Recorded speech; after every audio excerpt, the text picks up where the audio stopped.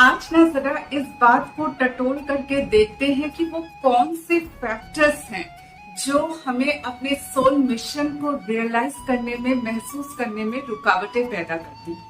ये फैक्टर्स है भ्रम, बेचैनी, डर, अधूरी इच्छाएं। अधूरी इच्छाएं तो इतनी खतरनाक है कि इंसान जब किसी और को ना इच्छाएं अपनी पूरी करते हुए देखता है और उसकी इच्छाएं अधूरी हो तो ना उसके मन में ईर्ष्या, द्वेष ये सब पलता है, गलत काम करता है, उस इंसान को नीचे खींचने की कोशिश करता है। तो ऐसी स्थिति में ना एक नेगेटिव का चेन बन जाता है। क्वांटम अवेयरनेस यहाँ हमारी मदद कैसे कर सकता है?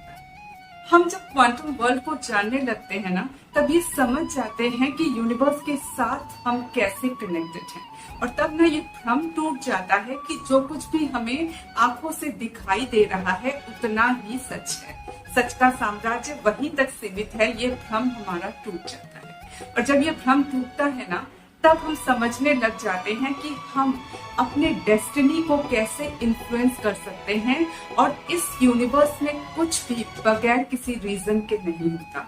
इस बात को हम समझ जाते हैं, और जब समझ जाते हैं ना, तो इस बात की बेचैनी खत्म हो जाती है कि अरे हम ये नहीं कर पाए, अरे हमको वो करना था, अरे हम वो काम कैसे करें, इसको करना है, उसको करना है। ये जो फीलिंग है, ये जो बेचैनी है, ये खत्म हो जाती है। और इस बेचैनी के खत्म होने के साथ ही ना फ्यूचर का डर भी खत्म हो जाता है। क्यों खत्म हो जाता है? क्योंकि इंसान समझने लग जाता है कि वो अपनी डेस्टिनी को कैसे क्रिएट कर सकता है, कैसे अपने लाइफ में न्यू रियलिटीज को जन्म दे सकता है साइंटिफिकली, साइंस का सहारा ले करके।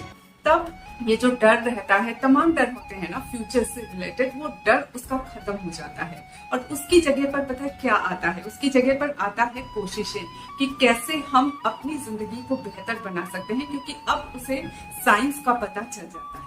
तब ना ये अधूरी इच्छाएं प्रॉब्लम नहीं रह जाती, क्योंकि इंसान सोचने लगता है कि इन अधूरी इच्छाओं को कैसे पूरा कर सकते हैं, डिजायर्ड लाइफ को हम कैसे पा सकते हैं, खुद पर काम करके, खुद को बेहतर बना।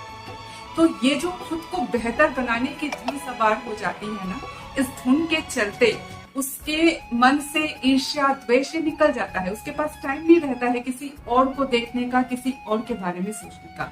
एक और कारण भी है जिसके चलते ईर्ष्या और द्वेष खत्म हो जाता है, वो ये कि इंसान समझ जाता है कि कर्मा जो है वो सिर्फ एक्शन से क्रिएट नहीं होता।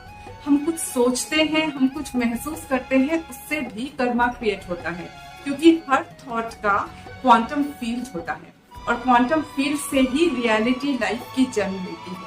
तो जैसे ही हम सोचना शुरू करते हैं ना, वैसे ही हम कर्मा को क्रिएट करना शुरू कर देते हैं। इसीलिए स्वामी विवेकानंद ने भी कहा था, take care of your thoughts.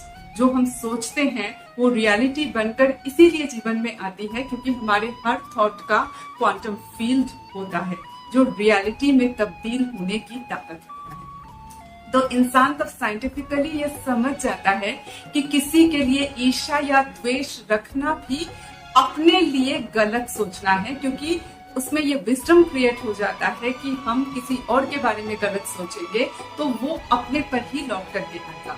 और वो quantum field theory, string theory, इसके जरिए भी समझ जाता है कि कैसे जो है हम और दूसरे लोग अलग नहीं हैं, एनर्जेटिकली हम जुड़े हुए हैं। हम जो देंगे वही लौट करके हमारे पास आएगा। इसके पीछे का पूरा साइंस उसे समझ में आ जाता है।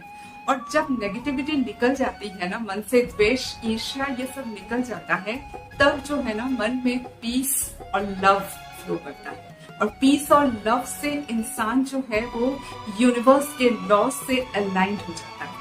और जब यूनिवर्स के लॉ से अलाइंड हो जाएगा इंसान, तो क्या होगा? उसका मन तो नेगेटिविटी से मुक्त हो गया है ना, वहां सोल मिशन को आइडेंटिफाई करने की पूरी संभावनाएं पैदा हो जाती हैं। और इस तरह से क्वांटम अवेयरनेस अगर चारों तरफ फैले तो इफरात में चारों तरफ ना फ्रीडम, लव एंड पीस फैल सकता है, और इस तरह धरती जो है वो स्वर्ग बन सकती है।